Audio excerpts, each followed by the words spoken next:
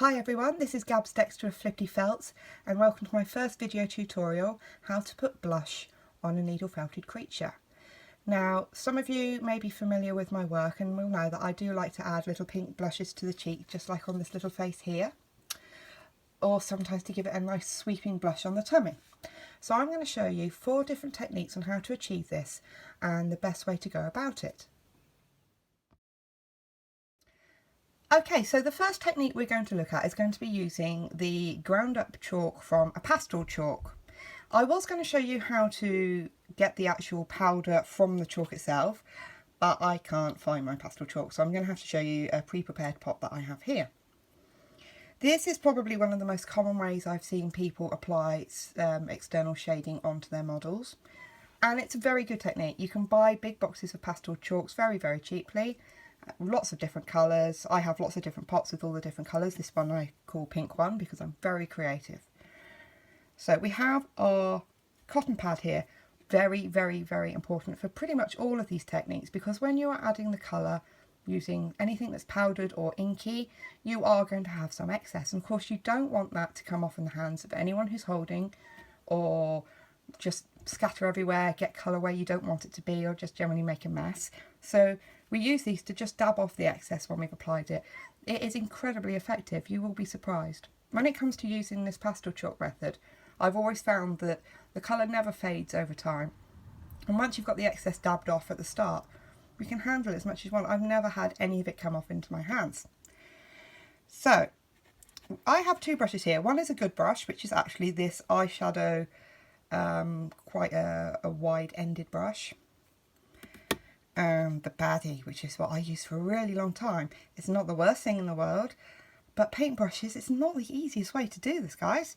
I'm going to show you why.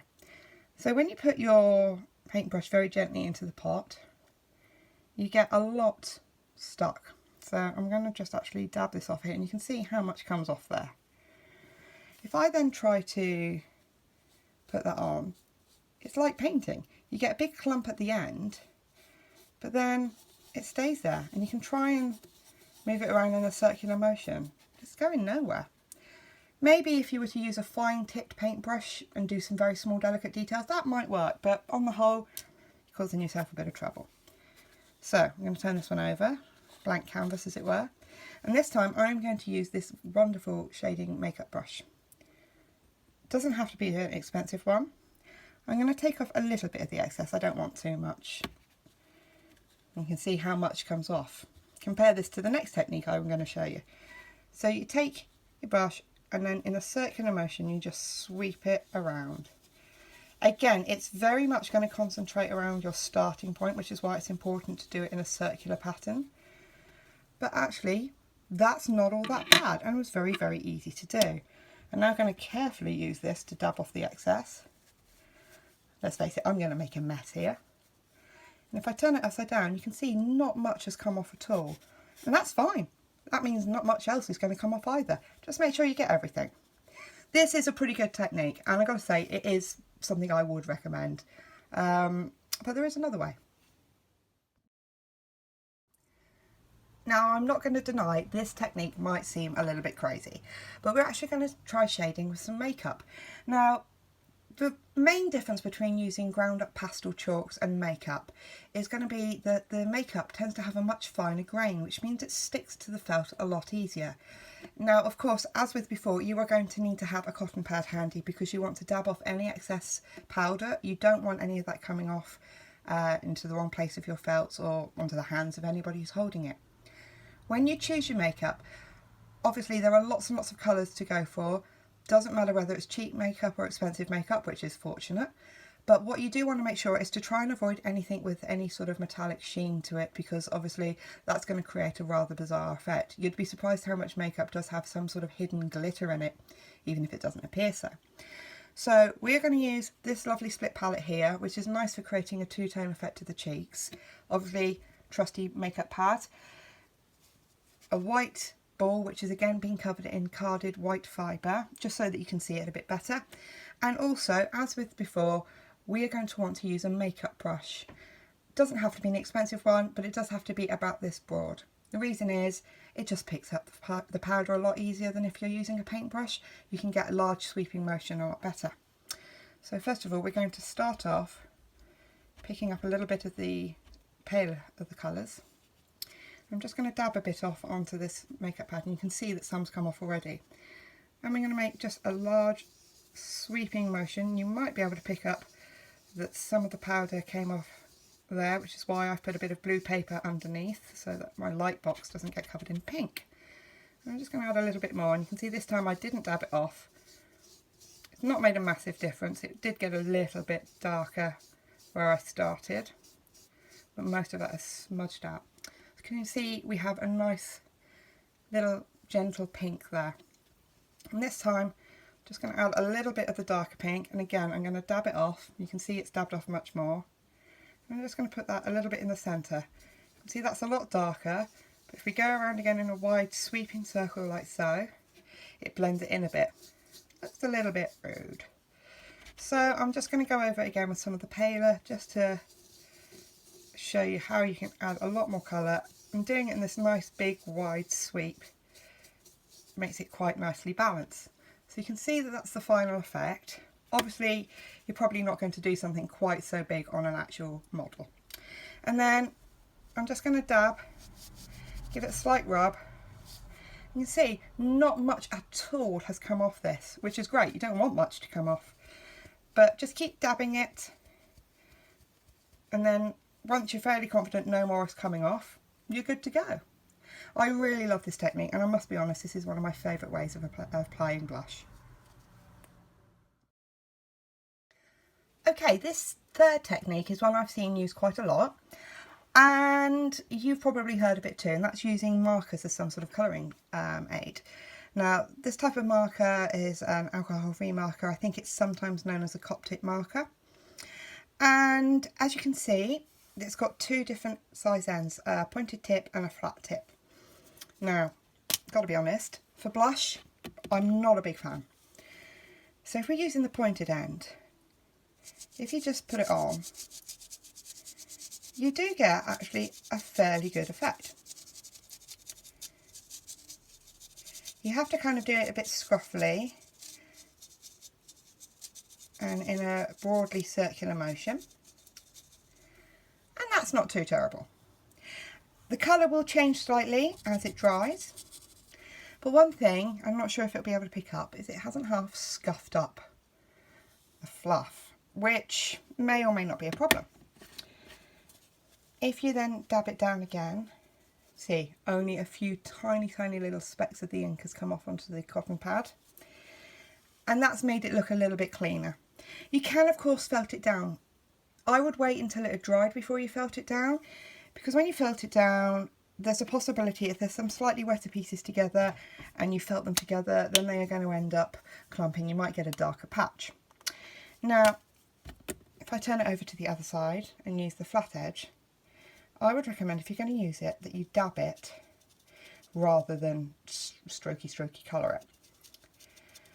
And again, when this dries, which doesn't take very long at all, the darker colouring will become paler and the overall effect will become a lot more even.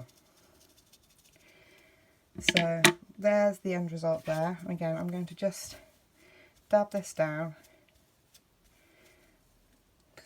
Come off a bit more this time, but it shouldn't come off any more after this. It will dry very quickly, as I said. It smells of alcohol-y ink while it's drying. Once it has dried, that smell's going to go completely. It's pretty good if you touch it. Doesn't really have much of a texture. It's not coming off onto my finger, but I don't know again if you can see that there are some clumpy areas there, which you could then felt down, but it does run the risk of perhaps, I don't know, clumping together.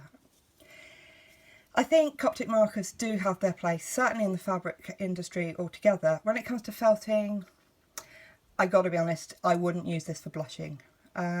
Pretty good maybe if you were to use it for freckles, or maybe to add a little colour to lips.